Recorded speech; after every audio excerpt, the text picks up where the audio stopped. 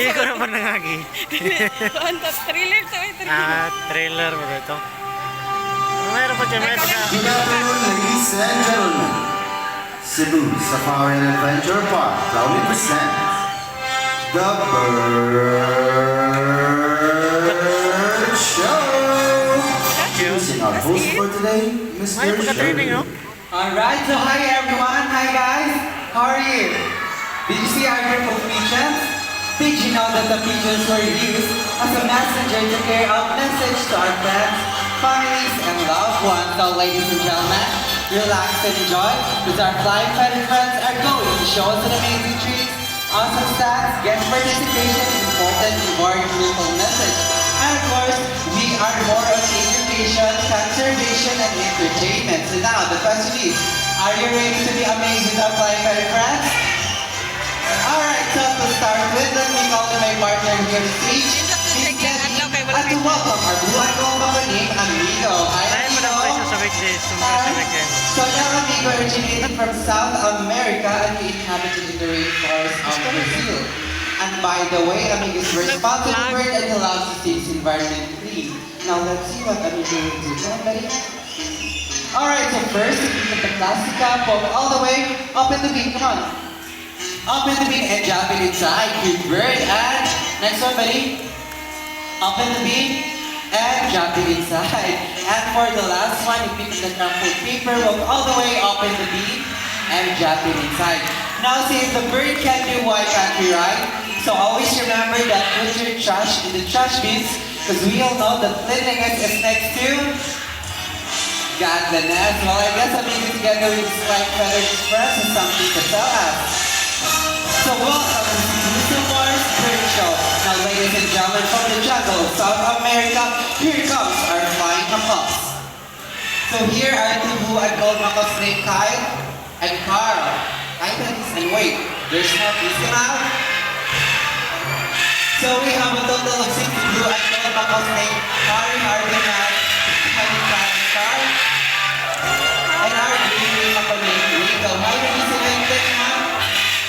So macaws are very adaptive birds, so whatever environment they are in becomes quite normal for them. And if they were surrounded with many people, they will accept many people. And their diet, they love to eat varieties of seeds, fruits, and vegetables, and they also have a powerful beak that can crack nuts. So in fact, we have a total of 370 species of parrots around the world, and macaws are the largest. Alright? Very good, guys? Well, I guess we're going back home to get our food, so around the clock, we're flying across. And for our next bird is a very special, intelligent, and of course a handsome bird. But I need your help to call his name. Okay, can you say Jumbo? Louder, say Jumbo. Buddy, please come out. So here's another green macaw named Jumbo. So this time, buddy, I want you to wave at them. Good bird, alright? One more, wave at them. So macaws have a very long tail and feathers that can grow up to 3 feet from their head to tail. And their tail can reach up to 2 feet. Now Jumbo is going to show us beautiful tail. Turn around, buddy. Alright. One more. Last one, come on. Good bird. So we can see most of the colors outside their body and less color under its wings. Now Jumbo is going to show us beautiful wings. Can you say wings? Bird, alright, one more, say wings. So macaws' feet are zygodactylous, meaning that they have 2 toes that points forward and 2 toes that points backward. And they also use their beak to hold on things and fly. Now Miss Debbie has a ground nut. We will place it inside the plastic basket, and that's our reward for Jumbo. Now let's see how Jumbo gets his reward. So we lift up the plastic basket and get his reward. So we are using our reward system to recompense the intelligence and efforts of our birds. And as what I said earlier, the Jumbo is a very special and intelligent bird. Wanna know why? Wanna know why? Alright, because Jumbo loves to go to school, to the bird school. So we prepare 2 tests for Jumbo. First, we'll be having a spelling test. So as you can see, ladies and gentlemen, we have here 5 animal teachers: the horse, snake, zebra, camel, and the tiger. And I want you to choose one animal teacher. Alright? So, what do you want to choose? honor. Alright, so I did Tiger, Mr. Ian. So while Mr. Irving is preparing the jumbled letters, let's have the sharp edges together with Miss Debbie. So Miss Debbie, good afternoon, ma'am. How are you? Fine. Doing great. So what are Jumbo's favorite foods? Varieties of fruit, seeds, and vegetables. Varieties of seeds, fruits, and vegetables. Alright, now buddy, are you ready? Okay, just take a look at the picture carefully. And what is the spell of Big Tiger? Come on. Show them how smart you are, buddy. Alright, so first pick the letter T and next letter. Alright, so Jumbo pick up the letter I, and for the third letter, pick up the letter G, and for the fourth letter. Right? Right, right. Oh. Alright, and for the last letter, come on. What do you wanna choose? Alright, just take your time.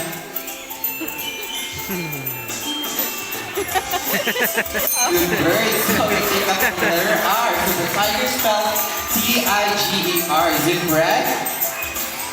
Alright, so I think it's too easy for Jumbo, right? So now let's have a mathematical test in addition form. Now, ladies and gentlemen, I want you to choose the two numbers between 1 to 10. Okay, so first, decide number what you want to choose. And gesture, please. Pwede papalitan ng guys skin. Alright, so let's have 9. 9 and how about this side? 9 and 4 with Mr. Irvin. Alright, so now Miss Debbie, what are Jumbo's favorite subjects? English and math. Oh, English and math. So, where did Jumbo go to school? University of Cebusafari. University of Cebusafariandadventurepark. Now Miss Debbie, where did Jumbo originally came from? South America. South America, but he loves to stay here in the Philippines, right? Yes. Alright, so, buddy, are you ready? So, 9 plus 4 is equal to, let's see how good is at math. Come on. First number, buddy, what do you want to choose? Alright, so, shall we pick up the number 1 and last number?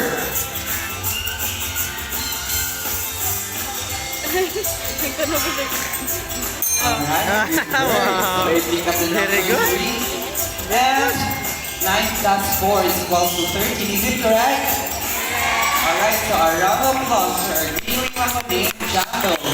So at this Very point, good, ladies and Jumbo. gentlemen, I need 2 volunteers, a kid and adult volunteers. We have there our staff, Kuya Reggie and Ate Liza, so they will choose who it is and give advice or instructions what will you do. We have there